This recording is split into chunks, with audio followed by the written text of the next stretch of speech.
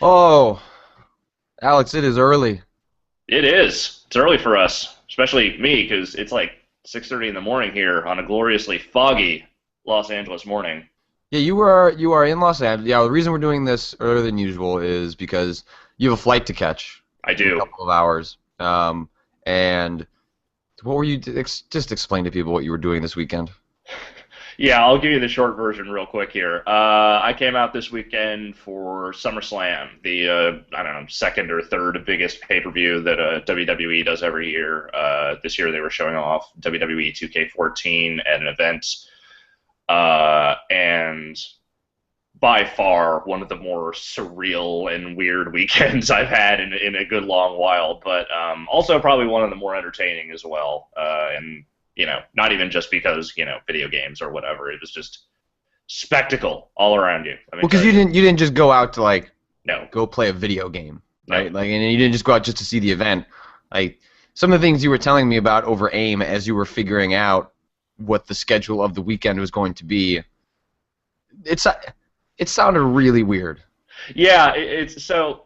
I mean, these things are always like a big, giant press junket type of thing, but for wrestling. So, and wrestling is already kind of like a giant promotional machine to begin with. So, what they have here is fan access, which is just this big thing outside LA Live, the Staples Center, where they have like a ring set up. They do like the NXT, which is like their minor leagues. They have those guys wrestling matches all day long. They have a bunch of promotional stuff going on. They have all sorts of like signings and other things going on. And for us, the video game press, they they had a variety of things going on, most of which, in a weird way, kind of ended up overshadowing the game. Not because the game looked bad or anything, but because, But it is just another one of those games. yeah, it's another game, and then they do things like, have us come to this, a press event and panel where they have,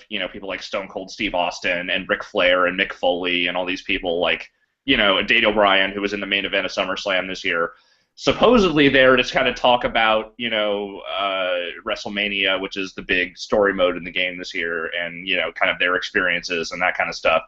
But really, just sort of devolved into abject chaos as a very drunken Ric Flair just sort of took over the whole event and just kept talking old weird stories about Harley Race and how and Macho Man and how Hulk Hogan's a dick and all this other shit, and apparently got escorted out of the building after that was over with, and was So that not was there for the. authentic. That you don't Oh think yeah, that was just Ric Flair playing it? I mean, because that's I think what is the strangest thing about you going to these events is by the very nature of what wrestling is.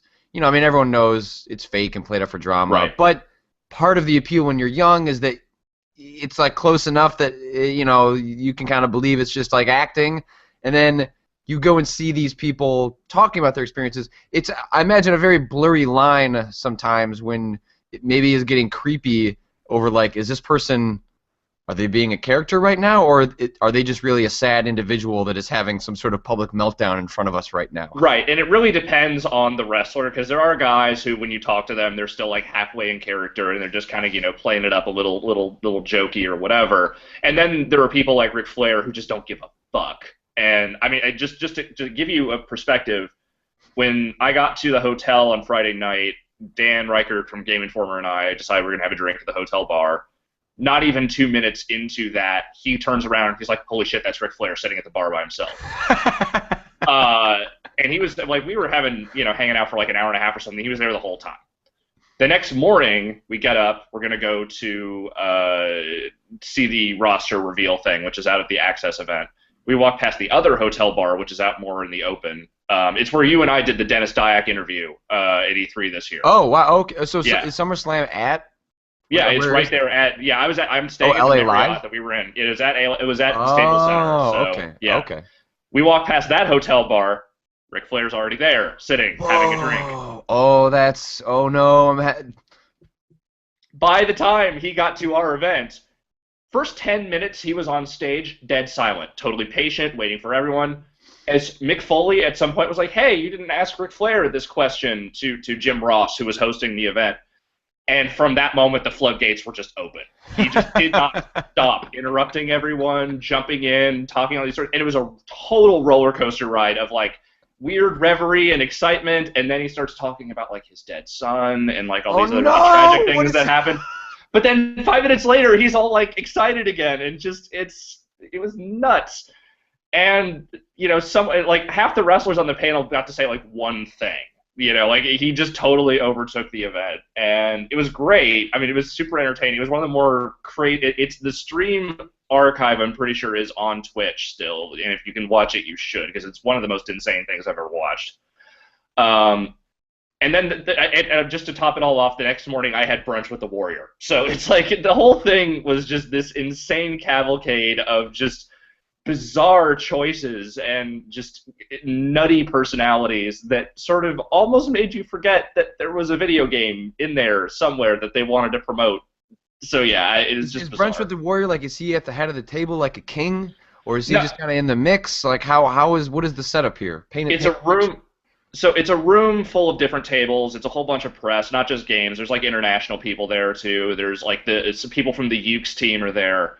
So there's a lot of people. This is just like the Warrior happens to be at a brunch that you are probably not eating anywhere near the Warrior. Well, so and thankfully I wasn't, because I really didn't want him to remember me, to be honest with you. But they set up a big stage for him to come out and talk. He had a podium, and so he walks out to his theme music, and he looks around. He's like, "Where's the podium?" Okay. You know what? Fuck it. I don't even need it. And then he just starts shouting the whole time. He talks straight for 20 minutes about, like, what it means to be in the game, what a character. There was a point during the talk where he was talking about the person he was most inspired by, and there's like these giant, posters of him kind of on either side, and he sort of looks up at one of them, and he's like, "You know who inspired me the most? That guy right there. That guy. He taught me I could be anything I wanted. It didn't matter. It didn't matter what people thought. I could do anything." Oh, man. And then he went and took photos with people, and was mostly pretty docile after that. But yeah, and then I went to SummerSlam, and somewhere in here I have to actually remember that I played the game during this trip and write something about it. I don't know, man. This whole thing has just been totally insane. Totally insane. That sounds wonderful. You had a great weekend. I did. It was super entertaining. At one point, totally not even in the scope of things, Dan somehow managed to get us invited to go hang out with a bunch of NXT wrestlers on one of their 21st birthdays. It does not surprise me that Dan Reichert, of all people, is the one that can pull something like that off. Oh, he's a total enabler, and there's this one wrestler, Xavier Woods, who is actually legitimately like a total like game nerd. Like he sat there and talked to me about Dynasty Warriors 8 for like 10 minutes when we were at the table. Sure, that makes total sense. Dude was way into Persona 4 Golden, so like that's awesome. So he roped us in. We ended up hanging out with like Brad Maddox and like all these other people that are like on TV or on NXT, and it was some of the nicest people I've ever met, and we'll have a lot more granular stories, I think, to tell about that the next time we do the Power Bomb cast. But man, this was just a weekend and then some. I will leave it at that, I think. The event itself, was SummerSlam any good? I saw some idle chatter on Twitter. Seemed like people were pretty excited about it. It was really good. It was one of the better produced shows they've done in a long time. A lot of people were sort of bemoaning that it was a slightly predictable ending, but I think they set it up pretty well. And Daniel Bryan is one of those fan favorite guys that they're setting up as someone who is being kept down, who is having a hard time struggling at every turn to sort of become champion or whatever. And they screwed him over in a way that like sets him up as like the ultimate hero kind of dude. So I think it's going to be a good run for the next few months. Well, I didn't. Well, I went on a bachelor party this weekend, so in some ways, I did things exciting. I just can't talk about any of them. Right. Yeah, no, that's a code of silence thing. Can't talk about that stuff. Well, one of the things we noticed before we started this was that we had our first guest, Dean Dodrill, on Friday. Which apologies for the audio. Well, we just do these things, and then we'll figure out how to do them better later. Right. But we probably should have guests on Monday because there's less things that happen over the weekend. We're a little bit saved by the fact that Gamescom is I think this week. I think people are starting to head out there. I think coming up here real fast. I want to say maybe the GDC, like there's like sort of a developer conference part of it that I think may have already started, because I started seeing Polygon and Kotaku had some stories up about some stuff that I think is coming out of there. I don't know. I don't pay attention to these things if we don't go to them. So I think that's a totally, like, unless the big headlines start funneling out of it, I sort of understand, because if I'm not at the event, why do I want to sit there and pay attention to a thing that's happening in Germany if I'm not there? But there is some random stuff like so we've got Castlevania Lords of Shadow, Mirror of Fate HD coming in October for XBLA and PSN, which my response to that is, didn't seem like anyone liked that game. Yeah, I don't know. That like, it makes sense. It makes sense for them to take that, and it's probably not that much trouble to up-res assets for what people's expectations are for an XBLA or a PSN sort of like budget title. But sure. I know that Vinny, out of anyone, is one of the. I didn't particularly like the Lords of Shadow that much. I liked parts of it, and then I was actually supposed to review that game, and then I got way behind. It was like in the middle of the big holiday, or it was getting close. It's a long game too. It's not like the normal sort of 12 to 15 hour arc. That game's like 20 plus. Yeah, it's like 25, I think, and I got about 13 into it, and then it starts repeating itself in ways that I really didn't like, and it just gets hard in places that I really didn't like, and at some point I was already a week and a half behind the review, and I was like, you know what, fuck it, I need to move on to something else, and I just didn't like it enough to want to keep going. Yeah, at some point, like, filing what is inevitably going to be a 3 stars, don't really play this until it becomes cheaper review, sort of becomes apparent when you just don't get around to it for that is totally, a week and a half or 2 weeks after. Yeah, that is exactly where it would have ended up with me, I think, unless something really spectacular. I mean, I know what the ending of that game is, and, I actually think that's a pretty decent ending, but, like, gameplay-wise, unless something really spectacular they were saving for the last, 10 hours, I didn't really care. Yeah, and the response to the 3DS game was so tepid that, I don't know, unless what was the response, really? I barely remember it. I think you may have summarized the response entirely by asking that question. I know, so Vinny loved Lords of Shadow, really enjoyed the game. So he was the one that I think Mirror of Fate might have just gotten no quick look or anything, because everyone has such disinterest in the Mercury Stream take on the franchise. But he loved Lords of Shadow, so he played that game. So if anyone was sort of teed up to enjoy it, it was Vinny, and he beat it just for the lore stuff, because once he gets into a mythology, there are few people I know that do not go as whole hog into mythology as Vinny does. But he didn't care for it either. So it just seems like, unless they're going to make some substantial changes to the gameplay, why would you remind people of a game that didn't get much of a reception, positive in any case, and right before a sequel, which I think people are actually pretty excited for the sequel. It's got, the idea of playing as Dracula is a cool idea. So spoilers, God. Oh well, There's trailers. That's not a spoiler, but you're right. You're right. That entire game. Someone is going to say spoilers. Did you click any headlines, or should I just keep going through the ones? I haven't had a chance to look at anything. Okay. This whole weekend has been such a weird whirlwind. I came back from the show at 8 o'clock last night, and by 8:45 I was just face down and done. That was the end of me last night. Oh.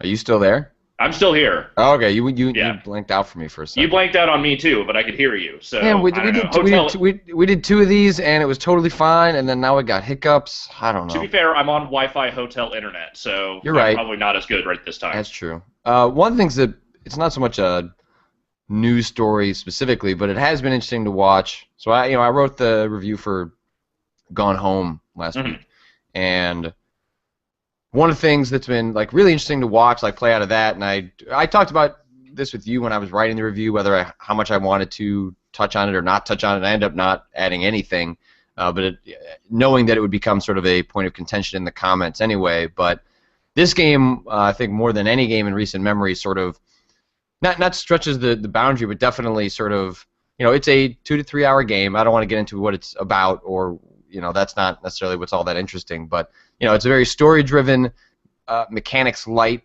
if you define games in terms of depth by like how much there is to the mechanics, it's you're opening and closing things for the Right. most part and Gone Home, and it's $20, and I beat it in about 2 hours, and you can stretch that to 3 if Hmm. you're being real meticulous in what you're looking around at, but you're not looking at much more than that unless you kind of go back and then figure out, okay, well, I missed this, this, and this, because there's no way you're going to make it through and see everything. Right. Then maybe you can stretch another hour onto it to kind of fill out those gaps, but it's $20, and I would not pretend that is not a insubstantial amount of money for what our traditional expectations are for that experience. But part of that reason I didn't mention was because it did, by the time I finished it, it didn't seem, it wasn't something I wanted to talk about. Right. And but it is, but I also recognize sort of like my inherent privilege in that scenario of like, well, I didn't pay for the game, and I don't pay for a lot of the games I pay for, and so it was tough because it's like writing that review, and this is just like, Giant Bomb doesn't have super strict review guidelines, and we don't certainly consider ourselves like a consumer report sort of thing. We're just writing what we want to write, and that's just kind of how it is, and that's also why our reviews are disproportionately 4 and 5 stars, because we tend to review the games we really like and have something to say about, and you have less things to say about the bad games out there. Except for me, but it's because I have serious mental sickness. So don't even No, don't even worry about that. and I would I've mentioned this before. I don't know if it was on a podcast or Tumblr or something like that, but I think actually I don't know if it necessarily needs to be something where it's like there are more reviews on the site, but I don't. Given that I'm in a privileged scenario where I can kind of play whatever I want, and I could just play only the good stuff, I actually think you miss out on like having a good perspective on why good things are good if you don't play more of the bad stuff, right? Because if you're only playing the stuff that's ostensibly 4 and 5 stars, that's doing like all of these things really really well, and you don't remember, well, this is why. This is what happens when this all goes so very, very wrong. I think there's some perspective you lose by not playing more crappy games, I think. Yeah, and I think that is a little bit true, and it is something that I've been more willing to take on certain review projects because I do like having that perspective and having just some sense of like. It's not even that I expect a game to be bad, but I mean, there's certain games when you don't hear very much about them, or you hear something about like a developer getting fired, before the game comes out, a bunch of people getting laid off or whatever. You're like, okay, this is probably not going to be very good, but I still want to see what it's like. At the same time, I also realize that there is something, I don't know, there's just something in my brain that sort of gravitates me toward, and not even from like a kind of point and laugh kind of way, but more of just like a fascination kind of way toward failure in some respect, because I just like to see how these games sort of come together and don't, in the myriad ways they don't succeed. I don't take a game like Family Guy or Blackwater or any of that garbage because, I'm just a total masochist, because I'm really not. I take it because I'm fascinated by it, and I like seeing.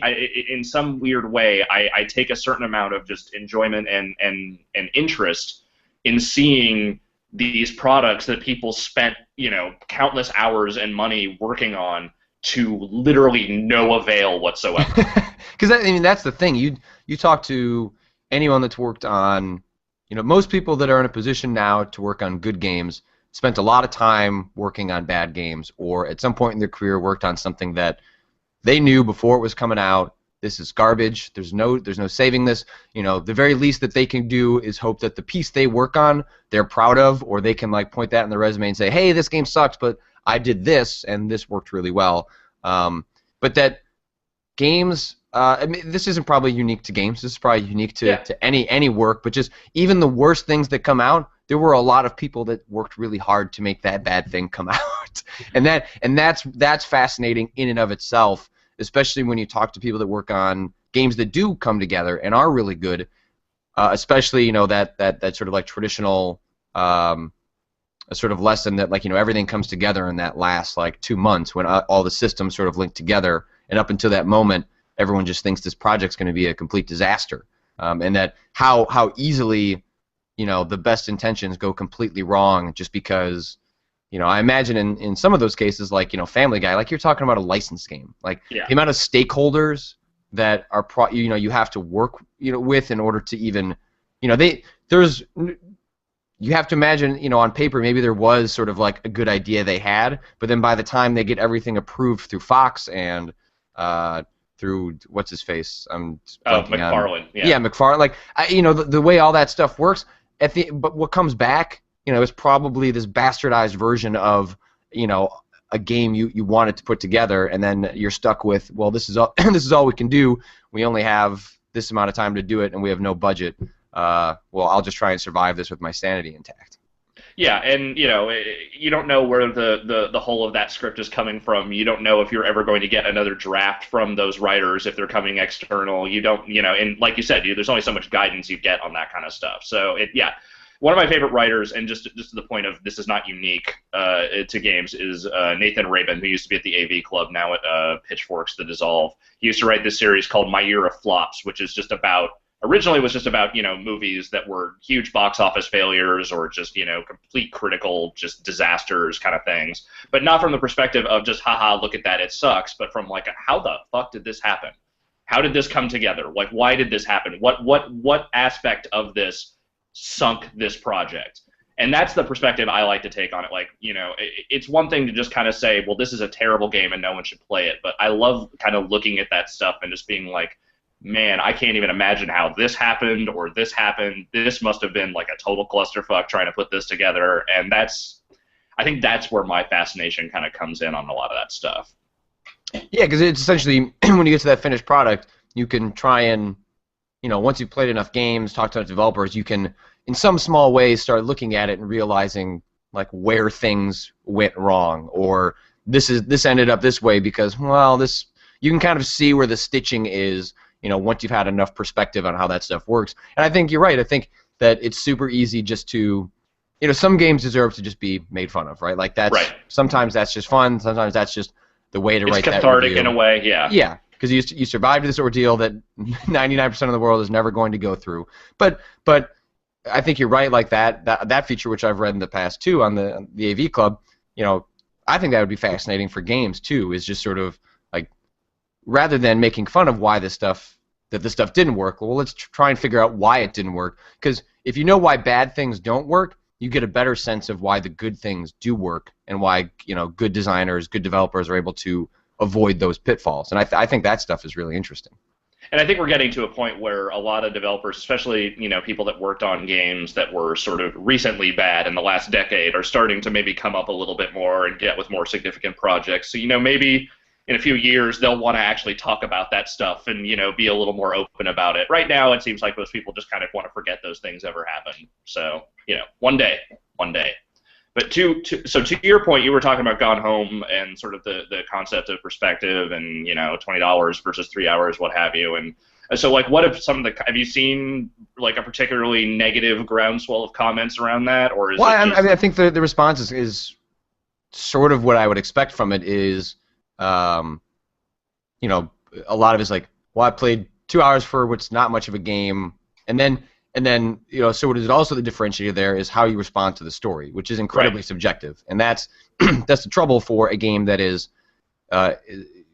incredibly story based. And so that even though I found sort of the mechanics of Gone Home to be very enjoyable, like being in a house and like looking at all these things, if that doesn't do it for you, and then in addition to that, the story doesn't resonate for you, or it comes across as ham-fisted to you. Like, if those two things happen, then Gone Home sort of falls apart, right? Like, that's games that, it's part of been the paradox of a lot of video games, is that they can get by without a great story because, games started, really blossoming in the arcades, which they survived on their mechanics. And then those arcade games became console games, and then games have just always had this strong history of being about the game part and not necessarily about the narrative part. And as we've sort of started bridging that gap, sometimes you get games where the narrative and the story are completely intertwined. And I think that is true in Gone Home, but it is, if it doesn't work for you, it's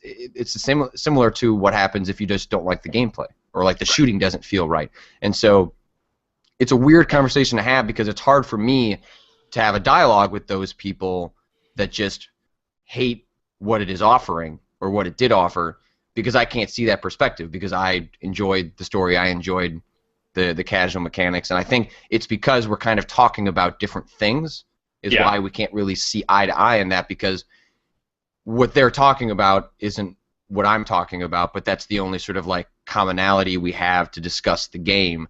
And so, and this also happens every time there is sort of, I think, I agree, I don't know if I call it a conspiracy theory, but I would call it, it's not surprising that the games press really got behind this game. Not got behind it, but it resonated with them. A lot, Right.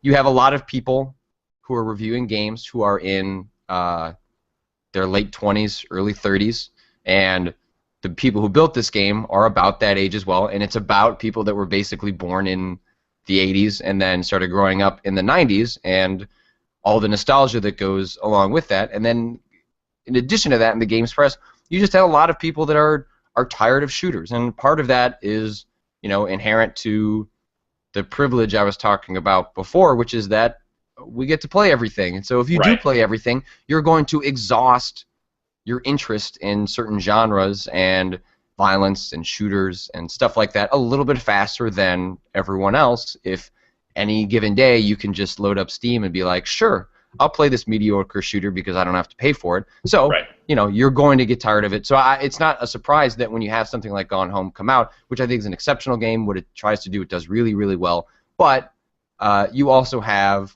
a press and sort of a crowd that is ripe for something like that, that is ripe for something different, that is sort of completely antithetical to a lot of what's popular or sells best. So I think that also ends up creating that tension there, because you'll see in some of the comments, and then these are like, this is an example of when I go into comments and try and get some takeaways from it, as opposed to just like, people are angry and screaming. Like I try to go through sometimes and find like, well, what is the commonality here, that maybe what are they actually talking about, as opposed to what they're actually what they're saying. And for me, that's a lot of what you're seeing is this tension, especially because this happens every time when there's like a big indie game that everyone loves, and then there's sort of an inevitable backlash because there's part of the audience that it has no interest in these types of games, and that's totally fine. Well, and this brings me back to a point that I feel like I've had to make a lot to commenters and various people over the years, especially as video game criticism in whatever form it exists in now has sort of evolved past. Not to denigrate the work we were doing in GameSpot years ago, but I mean that stuff was very dry. A lot of those reviews we were writing back in the day were sort of targeted at people who wanted something closer to like a technology review than something that was a little bit more subjective, which is honestly what any sort of entertainment review generally is subjective. Most games, yes, there are mechanics. Does this mechanic work? Yes, no. That there is stuff you can check off on any review of any game. But especially when you're talking about stuff like Gone Home, or really anything kind of in that more story-driven or experience-driven indie space now, everyone's experiences are going to be different no matter what. And it's much closer to something like you would see in film criticism, where it doesn't matter how universally loved or universally panned a game is, or a movie is, there's always at least like 7 reviews from across the country that are just completely on the opposite end of the spectrum. Who's that one guy who's famous for like loving all of the trash that everyone? Armand White? Yes. Yes. So yeah, there are the Armand Whites out there, there are the Rex Reeds out there, but there are also just people who, a certain movie does not resonate with them at all, or it resonates with them in a way that they did not expect whatsoever. And that's happening more and more with games now. There are games that are just providing completely different experiences from the typical mainstream fare, and you're going to find critics that completely embrace that, and you're going to find audiences that just don't know what to do with that, and that's fine. That is a completely natural evolution of a sort of criticism of an entertainment medium, and that is something that I think people just need to kind of learn to embrace a little bit more. Because if you just want a straight up dry ass objective review of does this game do the thing that I want it to do, is this worth the money, to give me a value number so that I understand, is this an 8 in value, is this a 4 in value, tell me what's going on. There are people who do that. You need to find the critics that speak to you in one way or another. And if your complaint is that more and more criticism is moving toward this more subjective thing, and you want pure objectivity, and you want to make sure that nobody is this can't be this score because it costs this much and it doesn't have this many hours, and sorry, that is going away. That is slowly going away.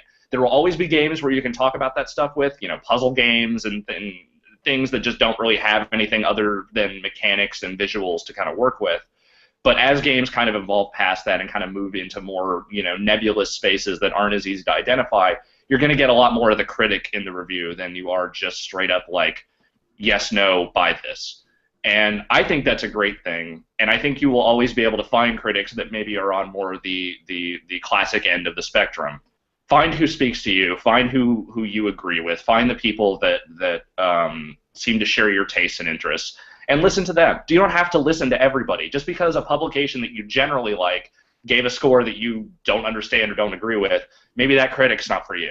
It's not, not every publication. Publications don't boil down to we are a hive mind and we all think the same, and one person scoring this doesn't necessarily mean another editor thought this. You have to find the names that mean something to you. And if you're mad that someone reviewed a game that you don't like, find another critic that liked it or thought the way you did, because there's probably someone out there. There are too many people writing about video games for you not to be able to find someone you agree with.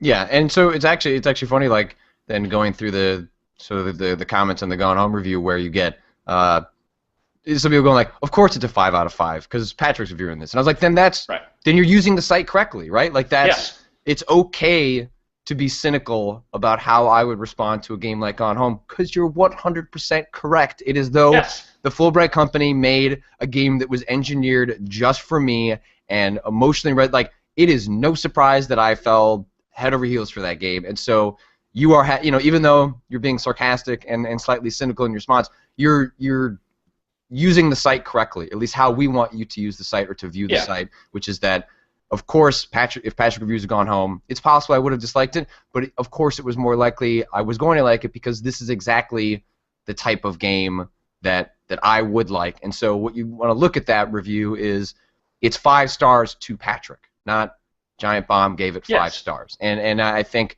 you're right that, we are moving that direction. I think sometimes, I'm guilty of this, other writers are guilty of this, of like you put you make yourself maybe sometimes a little too much of the story. And that's sort of like a fine line we're still figuring out of how you convey your subjective experience without forgetting that you're talking about a game too. And sometimes there are games where it does make sense to talk completely subjectively, or if you're sort of having just sort of a critical response to a game as opposed to a review and things like that, we start to get into blurrier lines. But yeah, it is certainly, it's an evolving process that I think if people don't like it, then there's an opportunity there for people to start a publication that caters to an audience that is looking for those things. And that's the nice part about the internet, is that if you think there's an audience for that and you want to write to it, or you have a group of writers that want to write to that, then you should go and start that site, and you should look at games with those metrics, because maybe that will be useful to an audience, and then that's useful to us because that audience can go there to get that information. Totally. I'm 100% with you, and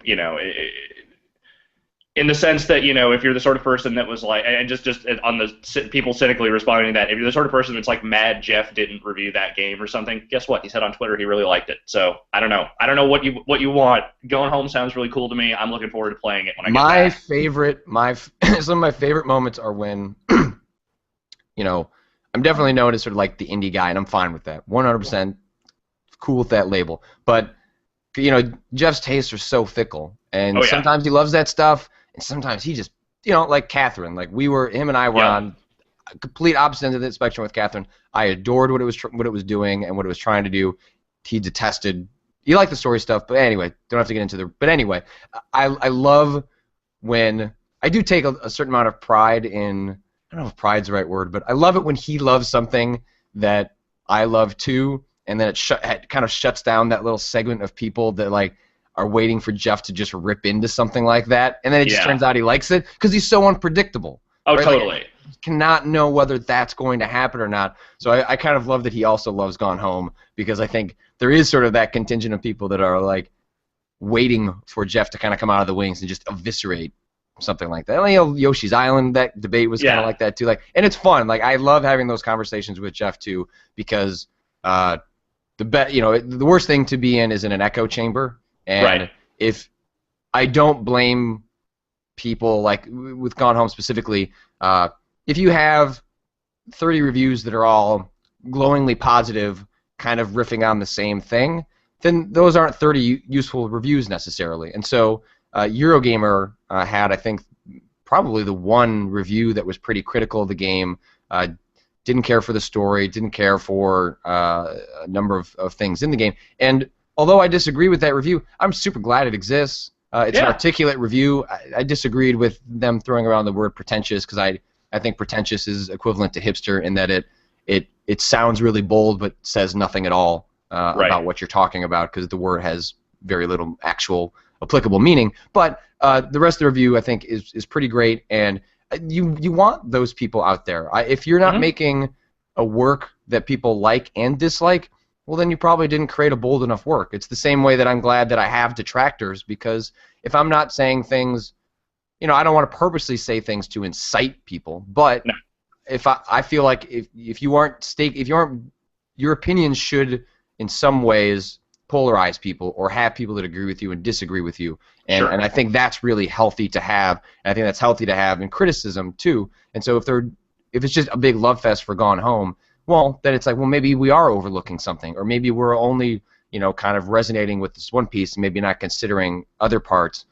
So I think it's good to have stuff like that Eurogamer review that that guy doesn't like it. That's fine. It's one review, and that at least gives you a perspective on, well, here's what it's like when someone disagrees. So I love really well articulated sort of contrarian reviews. If it's just someone ranting, that sucks. But if it's someone that really articulates why they don't like it, that's way more useful than 30 reviews telling me why they did like it. Even if they're all phenomenal reviews, even if they're all really insightful, I would much rather read 10 really insightful contrary reviews, and there are definitely not enough of those. And maybe that just speaks to not having a wide enough set of critics that are sort of employed and able to provide those perspectives. But it's like I said, that's evolving. The perspectives are starting to evolve along with the style of game, and I think that will change. That will continue to evolve over the next few years. I'm gonna start calling Jeff Wildcard Gerstmann. Yeah, because you never know what's gonna come out of him. So I like, if we're doing dumb nicknames, I'm gonna call him Wildcard from now on. Well, okay, that's probably enough navel-gazing about games criticism. But well, I mean, it was something to talk about, so. Yeah, how much time do you have? How when do you need to get out of here? I probably got a solid 20 minutes or so, and then I can roll out of here. Okay. So today there's really not that much news. I could pull random headlines, but maybe we'll do that at the end. You're probably on big review duty this week, aren't you? God, yeah. So I am working on the Bureau right now, and I did not get to play nearly enough of that before I left. I obviously can't say whether it's good yet or not, but I've been trying to plug my way through that. I've got Madden sitting on my table. That's like that is always the signal that games are about to start coming out of the floodgates when Madden shows up on my desk. And then it's somewhere in there I'd really like to play more Payday 2, but I don't know if I'm going to get to anytime soon because, man, the games, they are coming in just waves now, and it's a little exhausting to think about. Yeah, I don't. So I didn't review any of those games. Not at the home office, so don't have early access to any of those games. So, like, one of the nice parts of usually when we come up to these sort of like weeks where there's like 3 games that all seem kind of interesting, is that usually some of them show up early, so I can kind of like get through one of those before the other 2 show up. But now in the position I'm in now, I just like, well, now there are these 3 games coming out. I think I'm probably gonna start with Saints Row 4 because I feel that is the most spoilable. At least in terms of like, so bad. I want to play it so bad. I don't know what I'm going to get to. Right, and I just feel like that's a conversation game. Like that's a game that everyone's going to be talking about this week. Like, oh, did you see this moment? Did you see that moment? In the same way that in Saints Row the Third, when you have the Kanye West jump out of a plane moment, which Yeah. I did that, and then I started the mission over and did it all over again because it was that fucking cool. Saints Row is that kind of game. It's like it's a water cooler game. I want to be chatting with people about it as I play through that stuff. Whereas, the Bureau, I hope that game is excellent, or at least interesting. It is one of those games I think that is similar to what we were talking about earlier. That if it's bad, that almost makes me more interested to play it because of the long history that game has had. Right. It's one of those games that maybe I won't get to immediately, but I definitely want to at least install and mess around with. There's a third game that comes out this week, isn't there? Splinter Cell, Blacklist. Right. Oh, that game that that we just get kind of stuck in there. Yeah. Oh, no pun intended. Yeah. No, I kind of intended that pun. Okay. All right. And I'm really glad to not get any more emails from Ubisoft about that video game. I'm gonna Don't say worry, that's. You're gonna get plenty. You're gonna get plenty for Watch Dogs over the next couple of months. That's yeah, gonna be Assassin's Creed and many trailer emails about. Yeah, Ubisoft has been more guilty, I think, than, and maybe it's working for them. Maybe this is why they do it, and more power to them. Like marketing is an art, not a science, but yeah, we get nearly daily emails from them that is either Assassin's Creed, Watch Dogs, or Splinter Cell, some new trailer, and at some point it was just you can't put all those up. I just can't do it.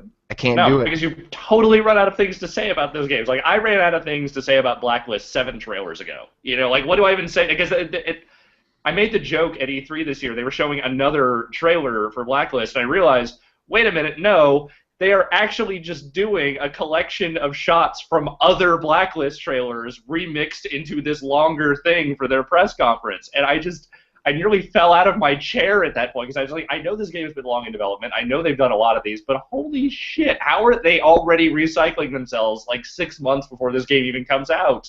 I know people have asked me a couple of times on Tumblr about this upcoming week. Dive Kick comes out this week too. Yes, it does. I've been playing a bunch of that actually. Yeah, that game's excellent. That Flash game is excellent. It should be. It's a great Flash game. Definitely SWF of the year. Yeah. But how weeks like this happen, and that would be an interesting story. That is definitely a feature I would like to explore. But how is it that this month, not a whole lot of stuff? So they've gone home. Some real standout moments. Some really interesting. Pikmin came out a couple weeks ago. Right, but how is it that we end up at the end of the month with a week where there are 3 really big AAA games, and obviously someone's going to get lost in the crossfire, and weirdly enough, it seems like it might end up being, Splinter Cell or XCOM. Like Saints Row, I think it's good to go. Like it's got its audience. It's going to do just fine.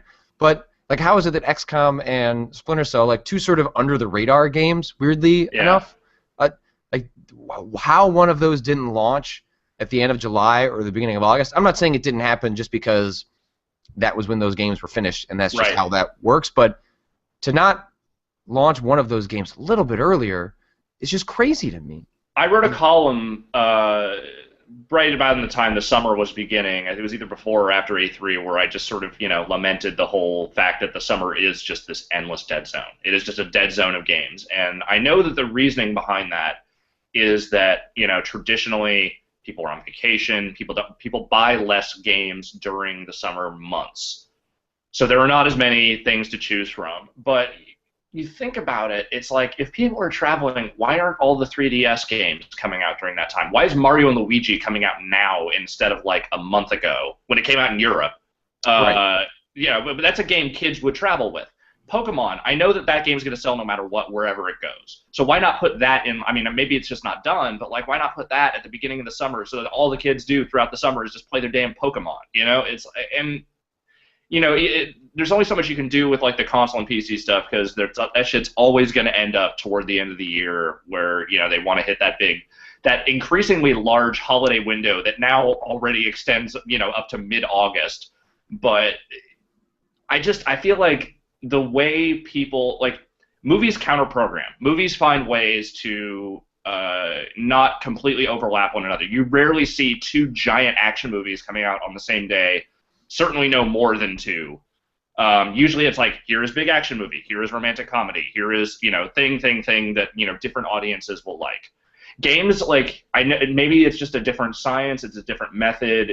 Time you can't really sit there and try and rely on what other publishers are doing, but it just seems like this is the stupidest way to go about it.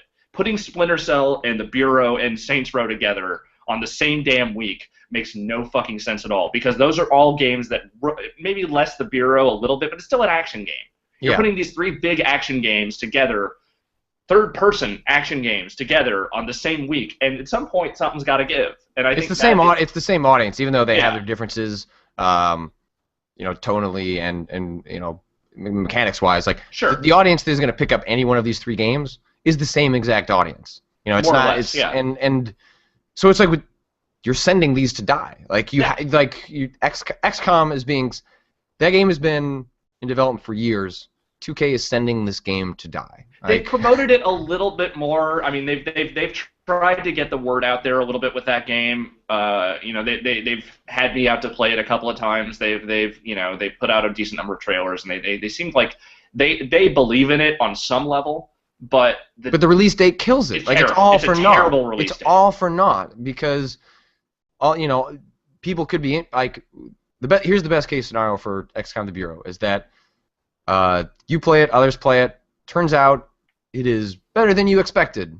Right. B+. That's probably where this game is heading. Haven't played it, but this is usually how these games play out. And people like it. It's like, hey, you should check this out eventually. And it's one of those games that will end up people saying like, hey, you missed it this year. Like, you should have played XCOM the Bureau, because they released it on the day that if you have $60 and people don't have $180, they've got $60. Maybe they've got 120, but they're probably only going to spend 60. It's going to Saints Row or Splinter Cell. Like, that's Splinter Cell is kind of just is coming in a little quiet, but at least it's an established brand. And the reviews for that have been surprisingly positive, I have to say. I've heard people bitching and grousing about that game. Just like, oh no, Michael Ironside. Oh, it's too actiony. It's not stealthy. Apparently, a lot of people really like it, which is great to hear.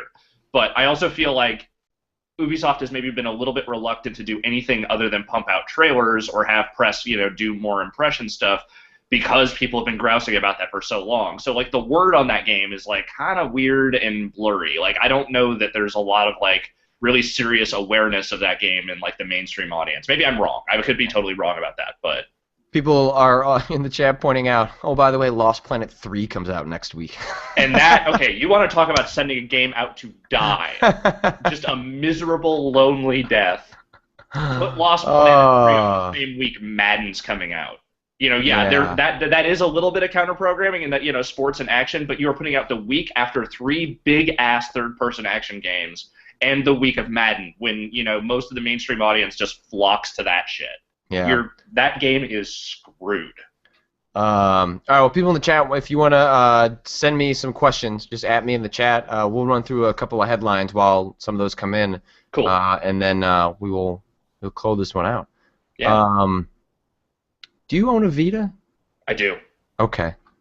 There's all these rumors going around that there's going to be some Vita announcements, maybe at Gamescom, maybe at TGS. I mean, right now there's a 3G Vita launch bundle that's $200 at Best Buy. So we're my understanding is one of the indicators of an impending price drop is that you will start to see some bundles with existing stock as retailers are trying to move the stuff that they have before the new stuff comes in. So the crazy rumor, we don't usually talk about rumors at Giant Bomb, but this is a good place to do it. We could discuss them and their veracity. So I don't have the story in front of me, but there's a Japanese newspaper that ran a rumor saying that there's going to be a new Vita announced at TGS with a bigger screen, which that can't be true. That can't No. Making a more expensive Vita. You are going the wrong direction. No, that is not the right move. I cannot believe that's going to be true. The Vita already has a giant-ass screen. Like, that system, that is literally the last thing that system needs right now. It needs games. It needs promotion. It needs a reason for people to buy it. And the reason to buy it is not for a bigger screen. The screen on that thing is fucking massive. I love that thing. It's a great system. It has no goddamn games on it, but it is a great system. And I really wish, man, that would be the dumbest possible move. Yeah, in my opinion. That'd be dumb. Very dumb. Dead Island developer Techland opens Vancouver studio for work on Dying Light. That's kind of Okay. interesting. Vancouver's a That's nice city. I'm mostly when I think about Dying Light, I just feel bad for Deep Silver and the fact that they are just kind of sitting with the Dead Island franchise, while Dead Island 2 is really just called Dying Light. Like, Yeah. poor Deep Silver having to, like, how does that even work in the studio? Like, if you're working on Dead Island Riptide, which was a horrible game, like, Yes. absolutely awful, and I Top loved, to bottom, lousy. yeah, loved Dead Island, and that was just such a lousy follow-up. Like, what, you walk by the Dying Light guys and just kind of like a tear rolls down your face, like you're working on this like no budget follow-up that people are clearly going to tear apart, and You're then like these the guys Native American in that big budget next gen. You're like the Native American in that no littering ad where he just sort of turns around and sees, like someone throws a copy of Dead Island Riptide at his feet and then just tear rolling down his cheek. Yeah, really, really strange. Notch Shell space game 0x10C. I don't know how you pronounce that. That's the less interesting thing about that is not that sort of Notch is sort of putting another game to the side, but that like a group of players are sort of picking up the concept and sort of running with it. I think it's what I find interesting about this is not either of those two bits, but actually just that we don't ever usually see the prototyping phase with developers. Maybe True. you see that years later, like, hey, here's some stuff we were working on that we threw away.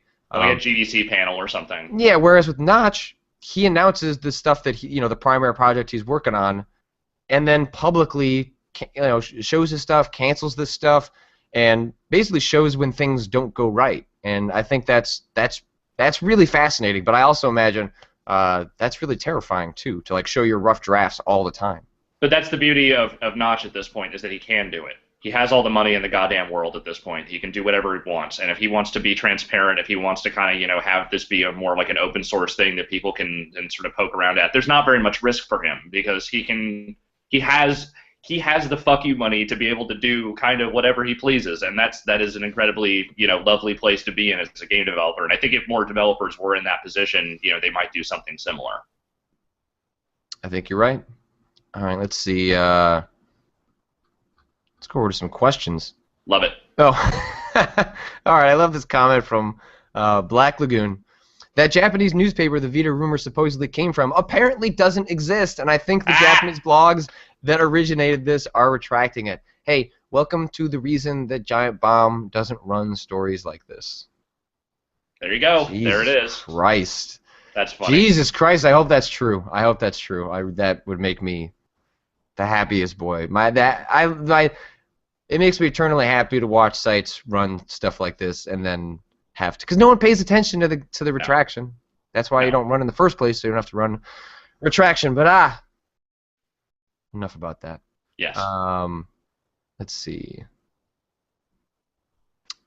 The BioLover, thoughts on Puppeteer? Did you play that at E3? I did not. I watched a couple people play it for a little bit. I've seen it a few different times. It looks neat. I haven't had a chance to get hands on with it. Have you checked it out at all? I played at E3. If you go back to one of the nightly streams, I was definitely mildly intoxicatedly talking very positively about it.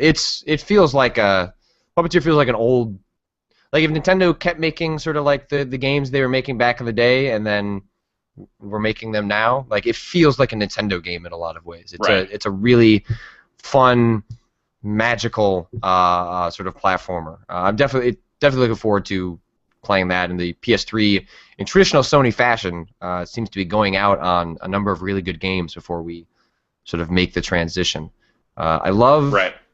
This isn't a question, but hold on. Let me. Branthog points out that he says, my understanding is part of the reason Notch handed that game to the community is because the community has already been transcribing all of his code from his live streams of him coding it. Nerd. That is amazing. Yeah, it's pretty amazing.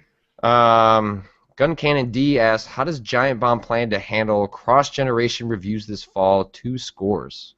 That's a good question. My guess, we haven't had that conversation, but my guess is it would end up being the way we sort of handle, like, you look at the Saints Row 4 review.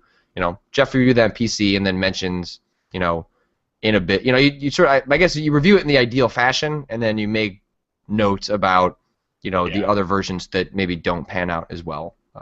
It also sort of depends on what versions we even get, because a lot of Right. times, it's not like the old days of GameSpot where we would be very demanding to get every version of every game. That doesn't really happen anymore. So, we get whatever versions we can request. Hey, we'd like to see one of the current gen versions and whatever the next gen version is. But we don't always get that because there are limited review copies that go out. It's a lot easier when there are actual codes versus physical media. This generation might help with that a little bit since everything is kind of digital now.